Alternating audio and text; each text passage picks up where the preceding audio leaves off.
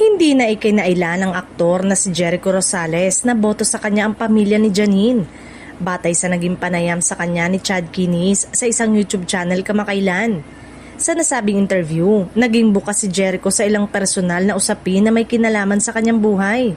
Kabilang na ang suporta na natanggap niya mula sa mga taong malapit sa kanya. Nang mabanggit ang tungkol sa pamilya ni Janine, hindi na umiwas ang aktor at mahinahong inamin na siya nga ay sinusuportahan ng mga ito. Ayon kay Jericho, malaking bagay para sa kanya ang ganitong klaseng suporta, lalo na't nagmumula ito sa pamilya ng isang taong mahalaga sa kanyang buhay.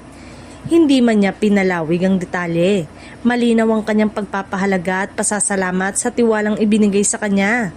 Dagdag pa niya, nananatili siyang grounded sa kabila ng mga ganitong pahayag at mas pinipili pa rin ituon ng pansin sa kanyang trabaho at personal na paglago.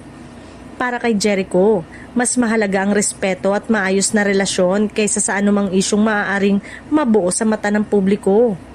Umani ng iba't ibang reaksyon mula sa mga netizen ang naturang pahayag. May mga natuwa sa pagiging tapat ng aktor habang ang iba naman ay humanga sa kanyang pagiging kalmado at pribado sa paghawak ng mga sensitibong usapin. Sa huli, pinatunayan lamang ni Jericho Rosales na ang pagiging totoo at diretso ay isa pa ring katangiang hinahangaan ng isang veteranong artista tulad niya.